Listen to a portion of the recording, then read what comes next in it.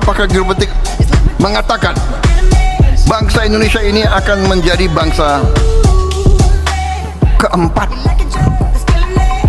terkaya di dunia. Dia pernah seperti ini nih ha, meminta beras kepada Indonesia. Tengok itu di Kuala Lumpur, siapa yang menguasai? Melaksanakan penghematan besar-besaran. Kita Kok tau tak? 8 negara antara pendatang asing tanpa izin yang paling banyak ditangkap itu dari negara kita Indonesia. Cantik juga saya tengok kota Jakarta ni. Banyak bangunan-bangunan pecakar langit. Tapi kenapa diorang tak mau kerja kat sini? Diorang rela pergi dekat Malaysia, masuk lorong tikus. Prabowo kata dan juga rakyatnya berkata bahwasannya negara Indonesia negara akan menjadi negara terkaya nomor 4 di dunia, mengalahkan negara Malaysia. Namun lihat sendiri geng, rakyat Indonesia paling berlambak yang kena tangkap di negara Malaysia masih menyombongkan diri ke negara orang.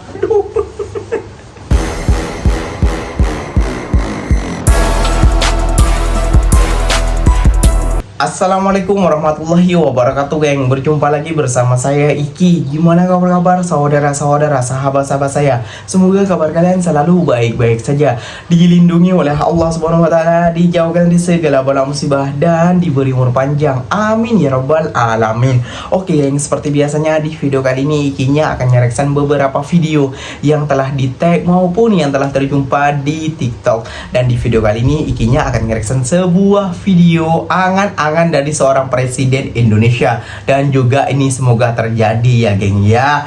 Indonesia emas, Prabowo ungkap Indonesia akan jadi negara terkaya nomor 4 di dunia geng. Dah mula tuh geng ya, para netizennya, para rakyatnya, para influencernya yang menyombongkan diri kepada negara jirannya, yaitu negara Malaysia. Siapa lagi geng ya kalau bukan negara Malaysia? Padahal kalau kita negara kita kena bencana, kalau kena apa, Malaysia juga ikut prihatin geng, dan juga ikut membantu. Bukan cuma negaranya, bahkan rakyat-rakyatnya juga membantu geng. Nah seperti itu.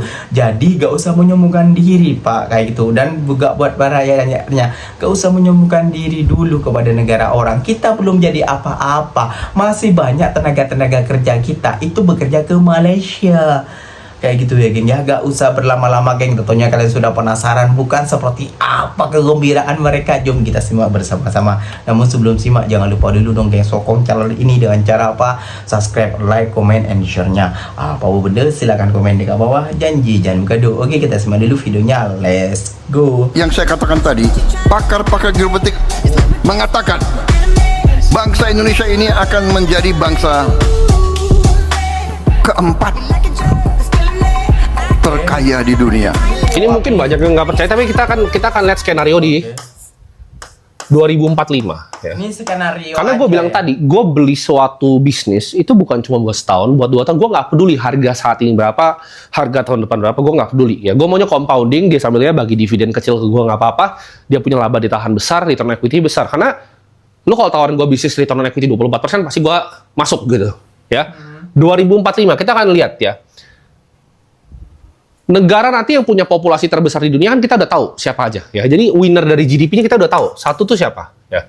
Kemungkinan yang jadi one of the biggest winner ya, kita pasti tahu ekonomi China yang menang. 2 itu kemungkinan India. 3 itu US, dan 4 itu Indonesia. Nah, kalau sekarang kita ngomong sekarang nomor 5 kan kalau dari kita penduduk Pakistan, tapi Pakistan kayaknya ekonominya nggak sebagus mereka. Nah, dari sini kita bisa lihat gitu loh. Selain dari US, pemenang di setiap negara itu bisnis apa? Cina kita lihat ya, nomor 1 tuh ICBC ya. Ini bank. Kita juga lihat Construction Bank of China. Bank of China. Kita lihat ada apa lagi di Cina. China Agricultural Bank. Ini bank ya. Jadi perusahaan dengan laba bersih tertinggi ini sekarang ya. Ini bank ya. Kalau India kita pasti tahu di sini ada Reliance kan, Reliance punyanya Ambani. Kedua, ada yang tahu State Bank of India ya. Bank of India, ini bank. Ini HDFC ya, besok 3. Ya. Jadi bank. Oke. US. Nah, kalau US exception. Kalau kalian tanya sekarang itu paling tinggi apa laba bersihnya? Jawabannya 1 Google. 2 itu kalau US Microsoft MSFT ya. Ketiga baru Nvidia. Nah, Indonesia kalian udah tahu ya. Kalau Indonesia gampang. Sekarang Mandiri, BRI, BCA. Ya, yang kita udah bahas tadi. Hari ini aku mau menanggapi salah satu influencer dari Malaysia terkait ini. Kapal Malaysia lepas tanpa masalah, kapal Indonesia masih tersangkut sampai sekarang. Laluan sama di Selat Hormuz, tapi hasil berbeza. Malaysia pilih jaga hubungan, main diplomasi, tak cari pasal. Hasilnya, laluan terbuka, minyak jalan, ekonomi tak terganggu. Tapi ada juga yang tak bersyukur, sibuk kata kerajaan tak buat apa-apa. Indonesia pula ambil jalan keras, tahan kapal Iran, rampas minyak, bawa kes ke mahkamah. Nampak tegas, nampak berani. Tapi hari ini, kapal Pertamina sendiri sangkut, tak boleh bergerak, bekalan terganggu. Itu realiti bila tindakan tak fikir panjang. Ironinya, kita yang stabil ini dipersoalkan, yang tersekat itu pula dijadikan contoh. Oke, sudah kita dengar ya kawan-kawan. Pada intinya, ya, dia melakukan sebuah doktrin dengan retorikanya seakan-akan negara kita itu negara yang tak berdaya. Apapun cerita dari retorika yang sudah dibuat olehnya, ingat kawan, Indonesia masalah bahan bakar tidak seperti you. Indonesia masih bisa menstabilkan bagaimana untuk rakyatnya, ya. Tidak seperti you yang retorikanya seakan-akan keren, tapi faktanya BBM kalian. Nah, dan satu hal kawan-kawan, ya, perlu diingat buat kamu juga ya, buat terkhusus buat influencer Malaysia yang ini tadi ya. Itu ya, Ingat, Malaysia pernah seperti ini nih ha, meminta beras kepada Indonesia. Ya. Janganlah terlalu terlalu berlebihan, oke? Ingat, negaramu tuh nggak seberapa. Ingat ya, Indonesia tuh lebih baik daripada Malaysia. Apa buktinya? Itu buktinya di Kuala Lumpur. Orang suku Melayu asli Malaysia seakan-akan tersisih oleh para pendatang yang ada di Kuala Lumpur. Kalian itu seharusnya ya kan cermati hal seperti apa yang di Kuala Lumpur. Suku asli Malaysia aja seakan-akan tersisih gitu. Kebanyakan yang ada itu di sana itu orang-orang pendatang. Tahu nggak? Kau tengok itu di Kuala Lumpur, siapa yang menguasai? Itu aja kan perbaiki, jangan sok-sok ngoreksi Indonesia, oke? NKRI, harga mati coy.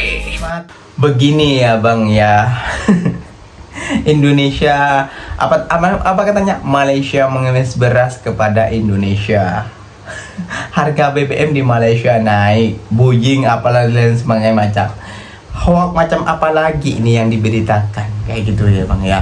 Semua negara itu BBM naik kayak gitu ya bang ya, termasuk juga negara Malaysia ya. Indonesia memang stabil, namun namun rupiahnya lihat tambah jatuh ke bawah ke dasar jurang. Dan bang, di Kuala Lumpur banyak pendatang asing. Ini orang bodoh apa gimana ya? Negara Malaysia adalah negara pariwisata kayak gitu ya bang ya. Jadinya tentu banyak orang asing ataupun orang dari seluruh dunia datang ke Malaysia untuk melancong, untuk jalan-jalan, untuk healing. Nah kayak gitu ya bang ya. Jadi kalau mau percaya itu jangan cuma hahaha, jangan cuma ketawa, buka kacamata anda, apakah anda rabun atau gimana kayak gitu loh. Ya Allah ya Rabbi, di Kuala Lumpur siapa yang menguasai? Ya memang di sana diakui memang banyak pendatang asing seperti orang negara Timur Tengah, Turki, Jepang, orang US, orang Eropa, orang Afrika, orang Pakistan, orang apalagi lah, banyak memang di sana. Namun mereka untuk melancong, dan ada juga para pekerja-pekerjanya, dan ada juga yang berkuliah di sana. Itu pikir juga kayak gitu ya. Pelancongan kita dengan Malaysia udah kalah jauh.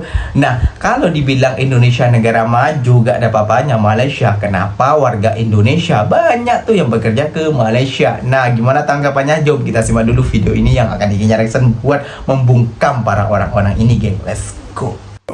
Berapa ASN dan pejabat tidak usah ke kantor, mengurangi macet dan melaksanakan penghematan besar-besaran.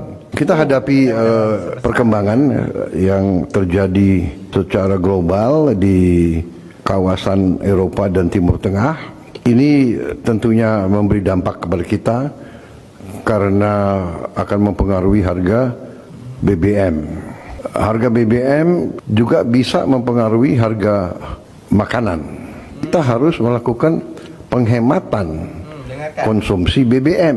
Ya, kita tidak bisa menganggap bahwa apapun terjadi kita aman, ya kita bersyukur kita aman, tapi kita tidak ada upaya untuk mengurangi konsumsi BBM kita. Langkah Pakistan ya, ini hanya sebagai perbandingan. Jadi mereka menganggap ini sudah kritis. Bagi mereka seperti kita dulu waktu COVID. Mereka melaksanakan work from home, kerja dari rumah untuk semua kantor, pemerintah maupun swasta. 50% bekerja dari rumah. Hari kerja mereka potong hanya menjadi 4 hari. Mengurangi gaji untuk anggota kabinet, untuk anggota DPR, dan semua penghematan gaji ini. Indonesia antara 8 negara yang merekodkan jumlah tertinggi pendatang asing tanpa Pecah rekod ya di Jijuleng, pecah rekod tau tak? 8 negara antara pendatang asing tanpa izin yang paling banyak ditangkap itu dari negara kita Indonesia.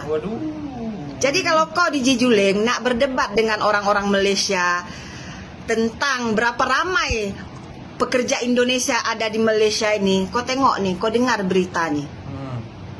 Yang paling ramai ditangkap itu yang ilegal di negara Malaysia itu dari negara kita Indonesia. Jadi kau jangan nak bertanya berapa ramai rakyat Indonesia yang bekerja di Malaysia itu.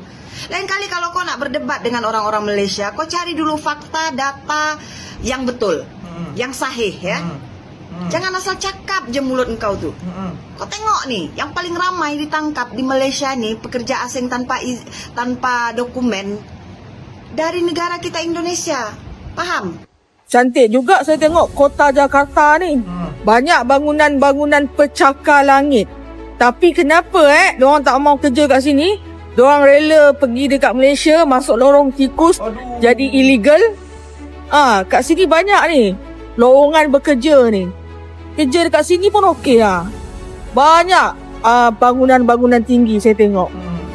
Jakarta kini telah bertransformasi menjadi sebuah metropolis raksasa yang seolah menampar keraguan dunia dengan deretan pencakar langit modern yang menusuk awan. Transformasi radikal ini membuat warga negara tetangga, khususnya Malaysia, terperangah melihat bagaimana ibu kota Indonesia ini berkembang jauh lebih pesat dari apa yang mereka bayangkan sebelumnya. Di balik kemegahan bundaran HI dan gedung-gedung kaca yang berkilauan, tersimpan sebuah ironi besar yang memicu perdebatan sengit tentang arah kemajuan sebuah bangsa di tengah arus globalisasi yang tak terbendung. Kekaguman warga Malaysia terhadap wajah baru Jakarta kini bercampur dengan rasa heran yang mendalam mengenai kontradiksi yang terjadi di depan mata mereka. Mereka bertanya-tanya mengapa di tengah kemajuan fisik yang begitu masif, gelombang pekerja Indonesia masih terus mengalir deras menuju Malaysia untuk mencari penghidupan. Fenomena ini menciptakan sebuah teka-teki sosiologis yang provokatif, di mana kemewahan infrastruktur di satu sisi seolah belum mampu menyerap seluruh energi produktif rakyatnya sendiri, yang justru memilih berjuang di negeri orang. Prabowo kata dan juga rakyatnya berkata bahwasannya negara Indonesia akan menjadi negara terkaya nomor 4 di dunia. mengalahkan negara Malaysia. Namun lihat sendiri geng, rakyat Indonesia paling berlambak yang kena tangkap di negara Malaysia masih menyombongkan diri ke negara orang.